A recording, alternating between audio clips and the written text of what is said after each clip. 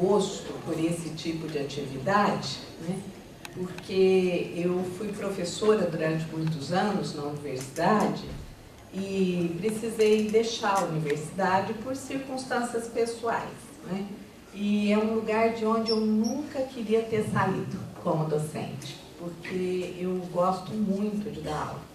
Eu vinha comentando com a professora Teise que eu sou filha de professores, né, de uma família tradicional de professores, cidade pequena, professores de escola pública, e isso tudo me fez, né, crescer com esse gosto pela educação.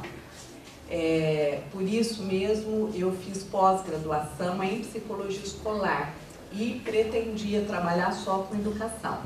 Mas depois a clínica foi me atraindo, eu fui ficando seduzida pela clínica, acabei fazendo psicanálise e atualmente então eu tenho uma formação em psicanálise mas continuo, né, com os meus interesses aí em educação. E aí vocês verão então, né, que naquilo que eu vou apresentar vai aparecer esse viés. Mas antes disso, eu gostaria então de agradecer ao Genaro pela oportunidade de estar aqui conversando com vocês. Primeiro porque eu gosto muito desse tipo de atividade e depois que eu acho que é uma espécie assim é uma ação que me parece muito honrosa, né?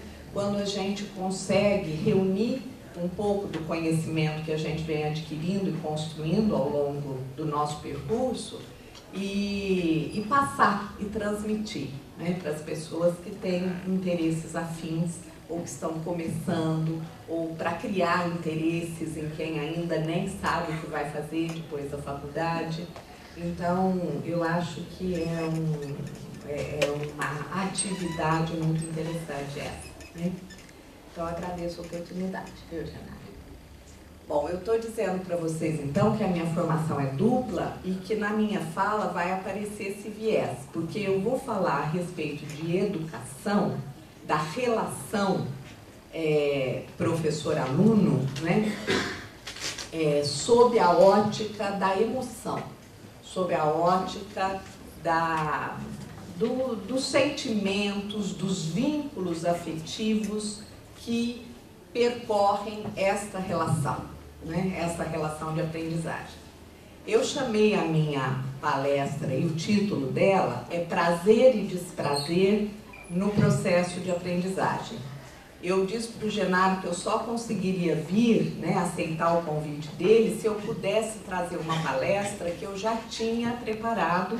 E eu preparei essa palestra uns 3 anos atrás para um congresso de psicopedagogia.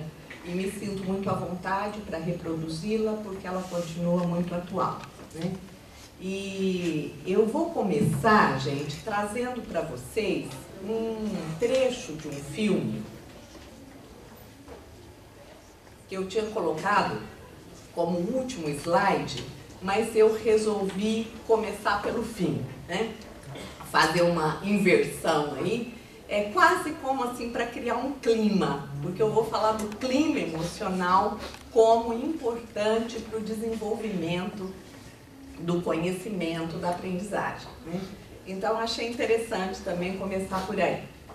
É um trecho de um filme, são 5 minutos, não chega a 5 minutos, de algumas cenas de um filme que se chama Tempero da Vida. Não sei se vocês já viram, né, o filme. Eu, como não trouxe o escrito, eu não sei dizer para vocês o nome do diretor, dos atores, né, enfim, deveria estar com essas referências, mas não estou e não me lembro de cabeça. Mas eu quero primeiro contar para vocês alguma coisa assim, rapidamente, para vocês entenderem as cenas que eu escolhi, né? É a história de um menino que ele tem um avô com quem ele conversa muito. O avô dele tem um armazém onde ele vende comidas, especialmente temperos, né?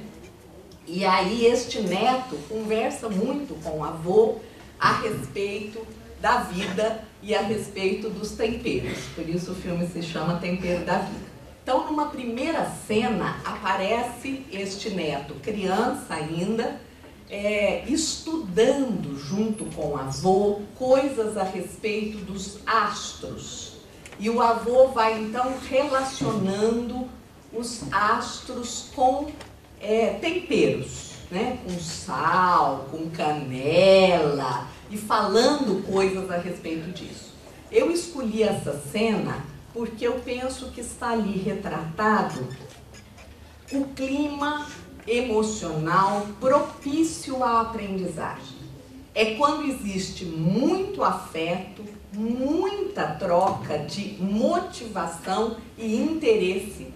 Vocês vão ver o olhinho do menino encantado com aquilo que o avô está dizendo para ele, e o avô se deliciando com o fato de estar transmitindo alguma coisa para aquele neto.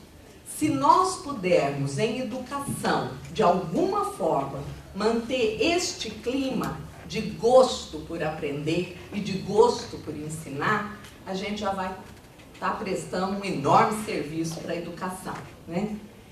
Aí, e tem um momento nessa primeira cena em que o avô mostra pro menino o sal, né? E ele faz um gesto assim de estar temperando, né, a comida, ou temperando a vida.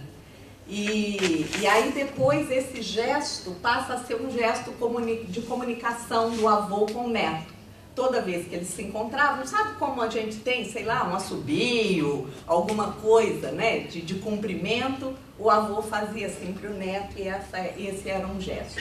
Esses dois acabam se separando em função da guerra e ficam 30, 40 anos separados. Então o menino, ainda menino, ele é separado do avô, que fica num país, e os pais são exilados para outro país.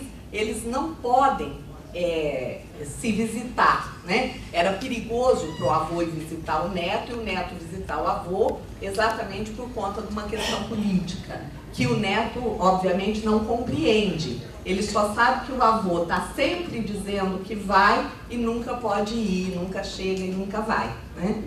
Aí uma segunda cena já é quando o avô está numa UTI, e aí esse neto chega já adulto.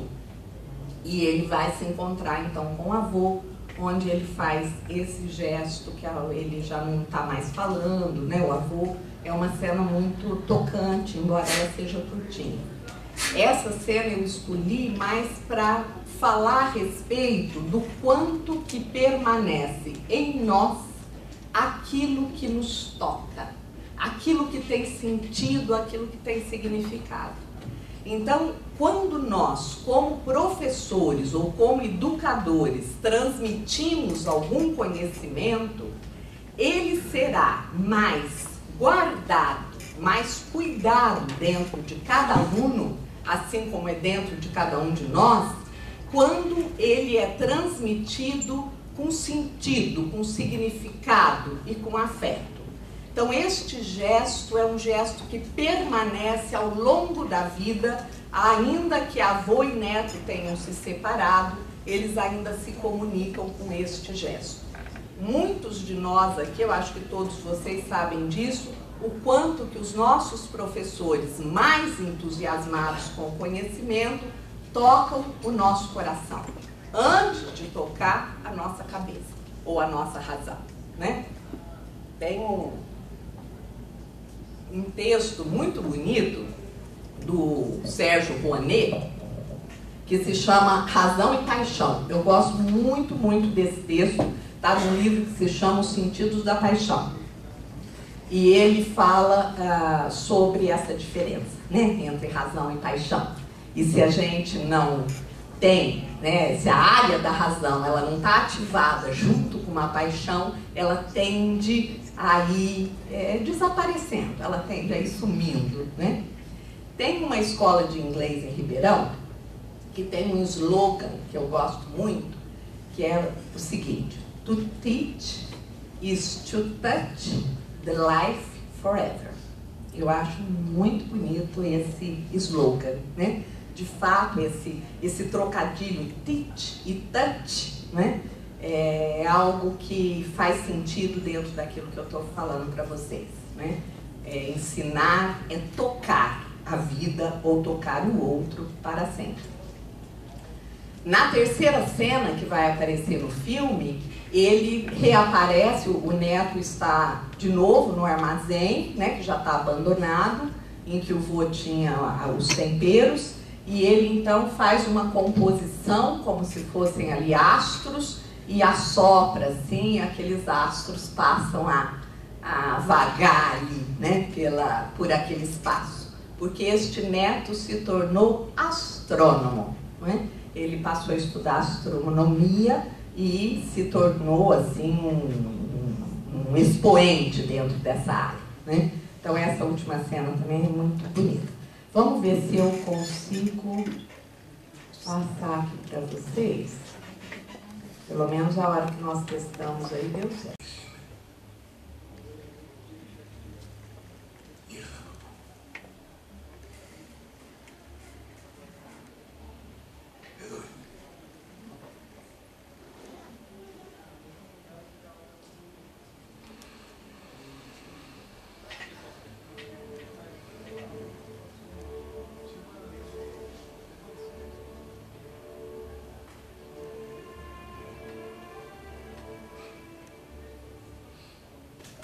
Vocês viram que bonito? Os temperos se tornam os astros, né?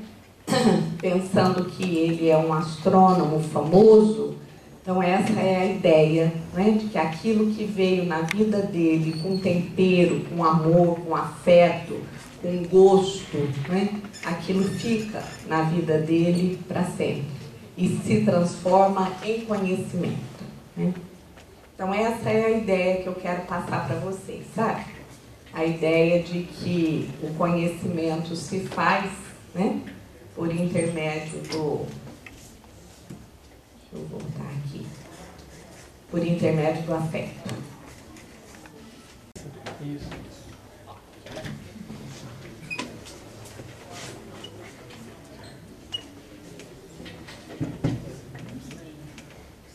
Bom, gente, então eu vou falar para vocês um pouquinho, né? Não pretendo falar muito não vou trazer todos os slides que eu coloquei aí, porque a ideia principal, mesmo que eu não consiga falar mais nada, eu acho que a ideia principal que eu tentei passar, né? Essa, com o próprio filme que fala muita coisa, né? As imagens às vezes falam mais mesmo do que muitas palavras, né? Como introdução, eu gostaria de lembrar vocês, gente, a respeito da relação do bebê saudável com os objetos, né? Uma coisa que me chama sempre muito atenção é o quanto que o bebê se interessa pelos objetos do mundo, da vida, do quartinho que ele está, do seu berço, não é? Então, quem faz observação de bebês aqui, seja os próprios filhos, os sobrinhos, os primos, os irmãos, enfim, né, sabem disso que eu estou falando. Uma das coisas muito interessantes é a curiosidade, né? O bebê, quando ele pega um objeto, ou quando ele vê um objeto, ele tem uma curiosidade imensa, né? O Piaget estuda isso brilhantemente. Talvez muitos de vocês já tenham, né, estudado a teoria do Piaget e tenham noção a respeito disso. Até o Piaget diz o seguinte, que quando o bebê pega um objeto, ele vai ver se o objeto é chupável, é comível, né, é chacoalhável, é jogável, né, se ele balança, se ele tem um som, se ele tem um cheiro, se ele tem um gosto, enfim. O bebê que está diante de um objeto, ele tenta assimilar o objeto com este gosto, com esta curiosidade. E é muito interessante que a gente se pergunte o que será que faz com que as crianças vão, ao longo do tempo, perdendo este brilho no olhar quando diante de um objeto de conhecimento, não é? Não é uma questão muito interessante? Não sei se vocês se lembram da própria pré-escola, ou se conhecem crianças de pré-escola, que vão para a escola com o maior gosto de ir para a escola, né? E que vão achando uma beleza quando tem a primeira lição para casa.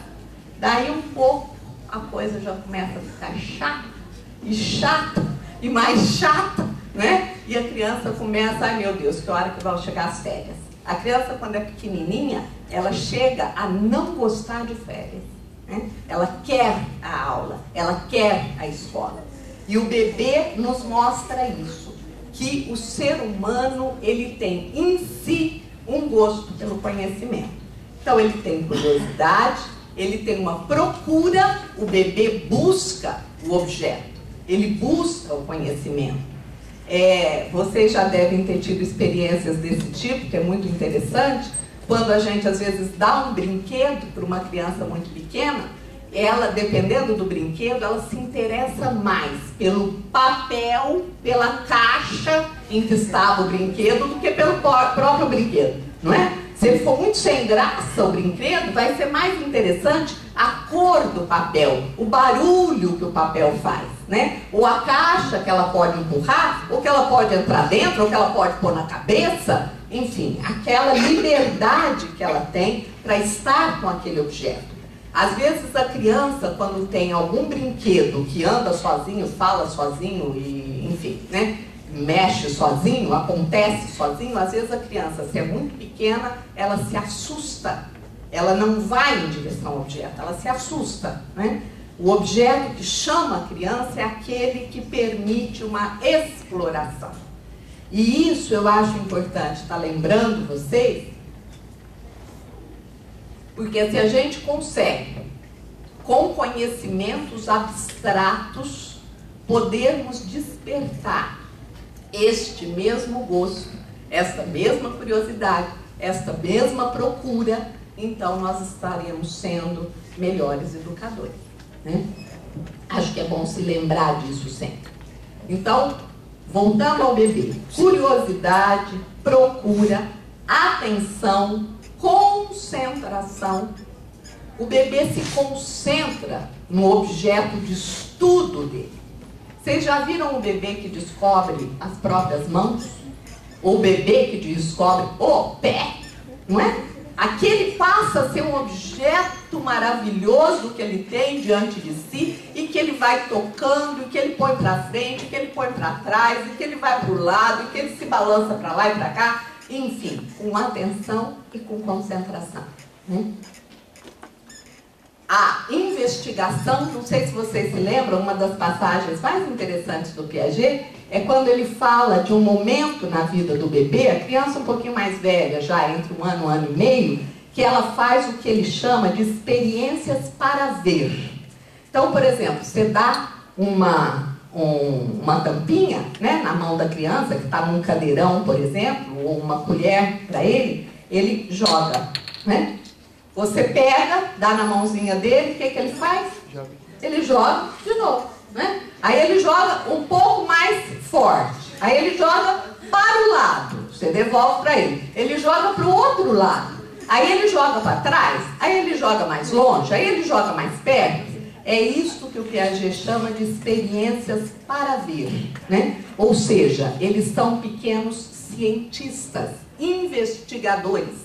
Como será que este objeto reage se eu jogo mais forte ou mais fraco, né? Digamos que a criança tivesse condição de fazer tudo isso, essa simbolização toda que eu estou falando aqui, é óbvio que não, né? Mas é equivalente àquilo que a gente vai ver lá para frente, da curiosidade a respeito de um objeto, de como que ele se comporta.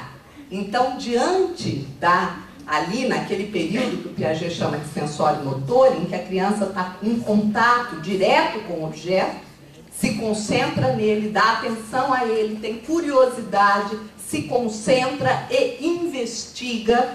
Se nós pudermos manter, né, isto tudo ao longo do desenvolvimento, certamente as nossas crianças teriam mais prazer na aprendizagem, né? Então, nós podemos observar na idade do bebê, a relação do bebê com os objetos é um encantamento, ou seja, um prazer em aprender. Acho que essa pergunta que eu fiz para vocês, o que será que faz com que a escola, ou o objeto de estudo, a aprendizagem, passe a ser tão desprazerosa ao longo da vida? Eu não tenho resposta, né? Acho que é uma pergunta interessante, talvez a gente possa conversar sobre ela depois, né? Quem sabe a Teise tem alguma ideia, ou Genário, né? O que será que acontece? Né? A construção de conhecimentos, gente, se processa dentro de uma rede muito complexa de relações. Dentro desta rede de relações, existem vínculos e nestes vínculos existem afetos que percorrem esses vínculos. É disso que eu vou falar agora um pouquinho para vocês. Então, a relação de conhecimento, ela tem um sujeito, né, que eu estou chamando aqui de S, e ela tem um objeto, que é o objeto de conhecimento. Pode ser história, geografia, matemática, português, né? Ciências de um modo geral, ou um copo de água, uma garrafa d'água, enfim, é um objeto de conhecimento, concreto ou abstrato. Existe uma relação entre eles, né? O sujeito e o objeto, que é uma relação específica, e neste vínculo percorre, neste vínculo existe emoção, existe afeto. Se eu gosto daquilo que eu estou, com o que eu estou trabalhando, ou sobre o que eu tenho curiosidade, obviamente eu vou investir a minha energia psíquica nisto. A gente fala em psicanálise investimento de libido, né? Então, se eu invisto, sei lá, né, uma pessoa de quem eu gosto, se eu invisto de libido, eu também posso investir um objeto de conhecimento, de libido, de um interesse, e um forte interesse, né? É muito comum em psicanálise a gente usar uma linguagem sexualizada, né? Porque é de onde vem as bases das nossas pulsões, dos nossos desejos, das nossas motivações. Então a gente costuma dizer que sem tesão não há aprendizagem, né? E de fato, quando a gente perde o tesão, quando a gente perde o interesse, quando a gente começa numa situação de desbilibidinizar, né? Essa palavra nem existe, mas é tirar a libido, retirar a libido do objeto, então nós estamos fadados, né, a não ter mais esta relação forte de interesse, de motivação para com o objeto de estudo. Agora, existe um terceiro elemento aí, que todos nós conhecemos, gente, que é o educador. Quem vai aproximar o sujeito do objeto é o educador, né? Esse educador, ele tem uma relação com o sujeito, que é uma relação específica também, e que é uma relação onde existe vínculo de amor e ódio também, né? Diz o Bion que nós temos 3 vínculos básicos: amor, ódio e conhecimento, né? Eu não posso dizer que eu amo meus alunos, seria uma coisa piegas e desnecessária, inclusive, para a educação. Eu posso dizer que nós dois, juntos, numa relação forte, temos os mesmos interesses, um interesse pelo conhecimento, né? Então é um vínculo forte o conhecimento, o interesse, o vínculo do desejo de conhecer, né? Essa relação, quando eu digo que existe uma relação de amor e ódio entre o sujeito e o educador, né, eu estou falando a respeito assim, de uma espécie de vetores que, acho que vocês se lembram disso na física, né, quando tem um vetor para a direita, um vetor que vai um pouco mais para o lado, um pouco mais para frente, um pouco mais para trás, para a esquerda, para trás, para frente, você tem uma resultante. Seria mais ou menos isso, um vínculo afetivo entre sujeito e educador, educador e sujeito. Ele percorre ali amor, ódio, conhecimento, e isso tudo junto forma um vetor construtivo ou destrutivo. Nós temos que lembrar que os vínculos afetivos entre educador e sujeito pode determinar o não conhecimento, a não criatividade, né? O educador não promove só criatividade e conhecimento. Pode ser o inverso, né? Bom, gente, o educador também tem uma relação com o conhecimento. E ele constrói uma relação com este objeto. E ele vai transmitir para o sujeito, na sua relação com ele, a respeito do objeto, dependendo da relação e da história que ele tem com este objeto. Para ilustrar isso, eu costumo contar uma história muito pessoal, que é a história do meu avô, né? Já que trouxemos um filme aí de avô e neto, que eu tive um avô que eu não conheci, ele morreu muito jovem, com 51 anos, e ele só conheceu uma neta, que foi a minha irmã mais velha, né? Que tinha 8 meses quando ele faleceu. Então, a única neta que ele conheceu tinha 8 meses quando ele faleceu. Ele teve, depois que faleceu, uns 20 netos. Todos os netos conhecem o vô Zequinha, por incrível que pareça. Todos, a impressão que eu tenho é que eu consigo vê-lo, não é?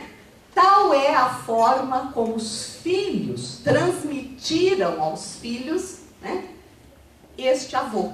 Então, os filhos dele tinham tanta paixão por ele que transmitiram para nós netos uma figura que ela parece conhecida para cada um de nós. A gente até se identifica com ele, né? Nossa, estou fazendo uma coisa, parece o Zequinha, quando eu nunca o conheci, não é? Então, eu acho ilustrativa essa ideia, que dependendo da relação que o educador tenha com o objeto, ele vai transmitir para esse sujeito mais ou menos entusiasmo, mais ou menos interesse por aquele objeto.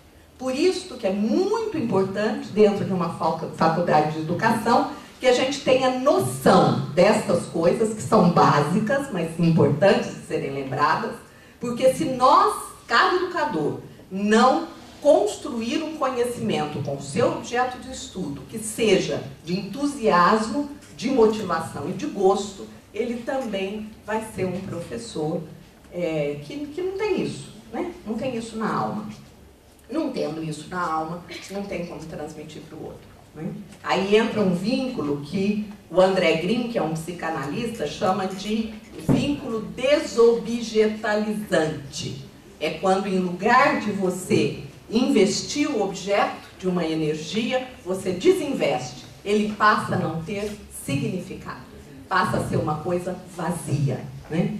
Em psicanálise, gente, falando em vazio, atualmente nós falamos muito de patologias contemporâneas. Uma delas é a patologia do vazio. O que é a patologia do vazio? Todo mundo se queixa de fazer coisas o dia inteiro. Todo mundo corre muito nesta vida, não é? Eu tenho isso, tenho aquilo outro. Vínhamos conversando a respeito disso, né, Deise? Uma coisa de pressa e de muita atividade, uma coisa atrás da outra. E aí chegam as pessoas no consultório e dizem: eu corro o dia inteiro e me sinto vazio, não é? Porque aquilo que eu faço é ação sem significado, sem sentido. Se não tem sentido, não dá consistência. Para o psiquismo, não se constrói subjetividade. Se não se constrói subjetividade, não há ancoragem, né? Não há substância. E aí a gente vai se formando como se fôssemos cascas, né? Frágeis. Qualquer sopro pode nos derrubar, né?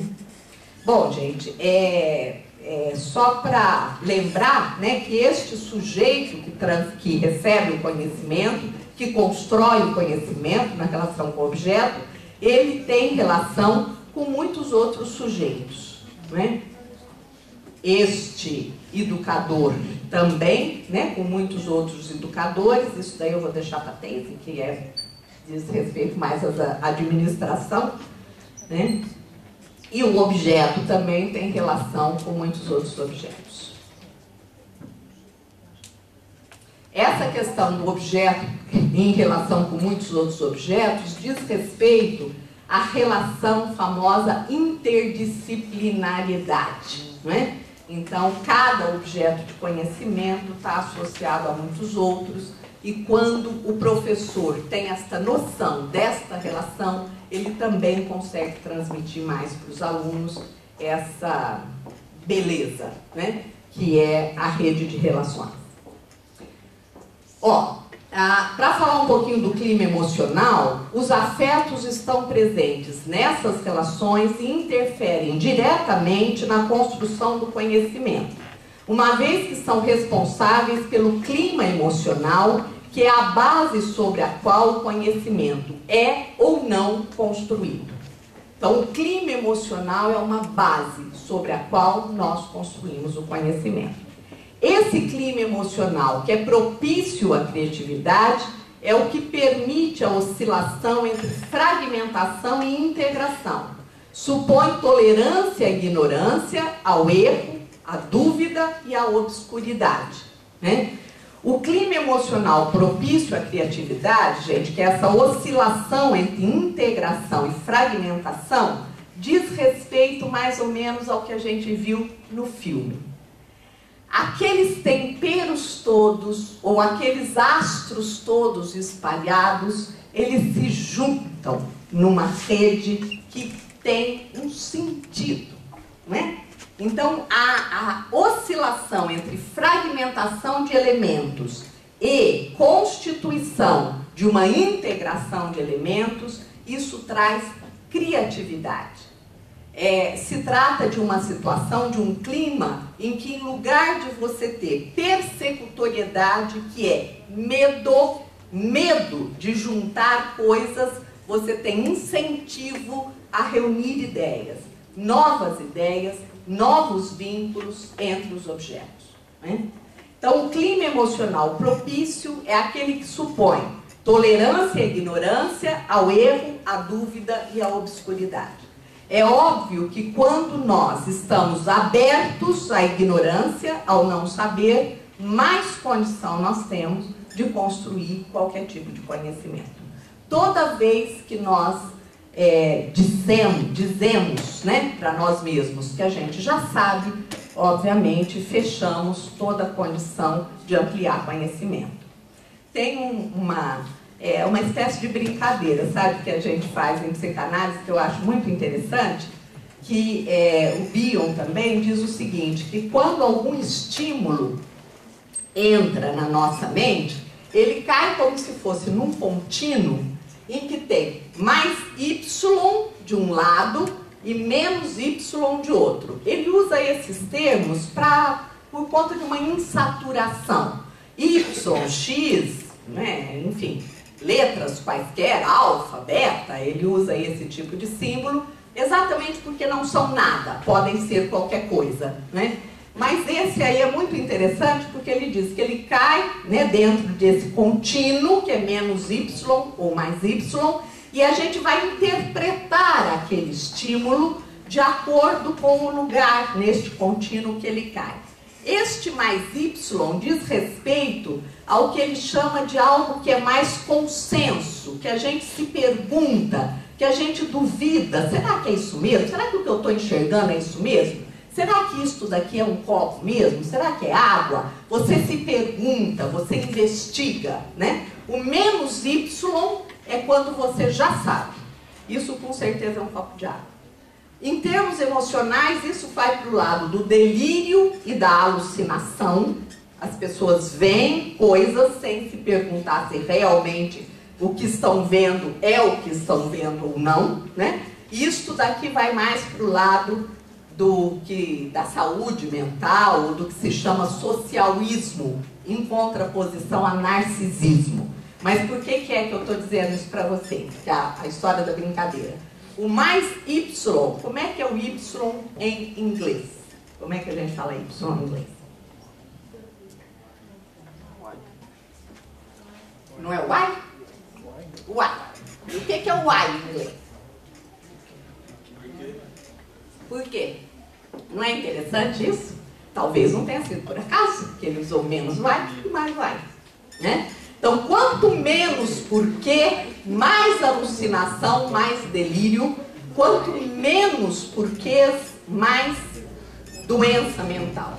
Quanto mais porquês, né? Quanto menos porquês, mais doença mental. Quanto mais porquês, mais saúde.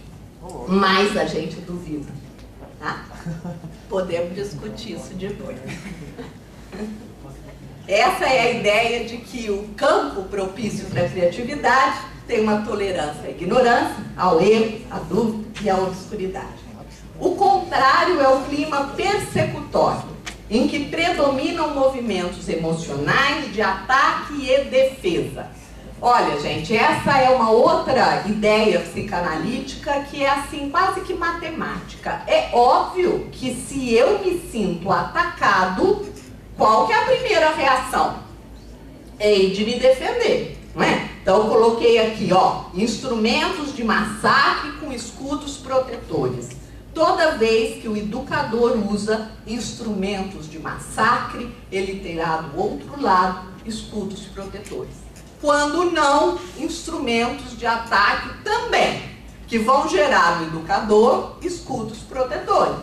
E dentro deste clima de guerra, obviamente, ninguém aprende nada, ninguém cria nada, não há conhecimento a ser construído, né? Só mais uma coisinha, eu vou terminar, viu, Genaro? Senão não tem tempo, tá? Só mais esse. Ó, aquilo que eu já disse para vocês, só para reafirmar. Os vínculos são investimentos de energia psíquica que o eu faz em si mesmo, nos objetos e em outras pessoas. Segundo Bion, existem 3 vínculos. O amor, que é o desejo de cuidar, o ódio, que é o desejo de destruir, e o conhecimento, que é o desejo de compreender. Estes vínculos, como vetores, se somam e se subtraem, produzindo as mais diferentes resultantes, tá? Então, cada vez que nós entramos em contato com um objeto de conhecimento, ou com um educador que nos transmite o conhecimento, ou como educadores vamos levar o conhecimento ao sujeito do conhecimento, estes vínculos de amor, ódio e conhecimento, desejo de cuidar, desejo de destruir, desejo de compreender, estão presentes. Dependendo da combinação entre eles, vai haver uma resultante que é produtiva ou que é destrutiva dentro do vínculo de conhecimento e aprendizagem, né? Só mais uma coisinha, gente, essa frase é importante. A patologia dos vínculos diz respeito a não vínculos, aos ataques às ligações, à instalação da indiferença. Algumas vezes a gente acha que o não vínculo, por exemplo, se você não tem amor, você tem ódio. Não é assim. Visto pela psicanálise, o contrário do amor é o desamor, é o não amor, é a indiferença. Então, a indiferença dentro do processo de ensino-aprendizagem é desastrosa, né? E nós sabemos que isto vai se instalando na relação professor-aluno. O Lino de Macedo, que foi meu orientador, ele costuma, já vi ele fazendo palestras e dizendo que em sala de aula, às vezes, o professor finge que ensina e o aluno finge que aprende, né? É uma frase clássica. É uma situação de indiferença, faz de conta, patologia do vazio. Sai todo mundo com a tarefa feita, porque eu vim na aula, então cumpri a minha tarefa, porém esvaziado de sentido, de significado. A indiferença, a desobjetalização ou deslibidinização, né, do vínculo é a grande praga da relação ensino-aprendizagem, né? Então, a libido, o interesse, a motivação, o gosto por isso é que pode sustentar qualquer tipo de conhecimento, tá? Bom, gente, eu vou parar por aqui, porque nós já começamos a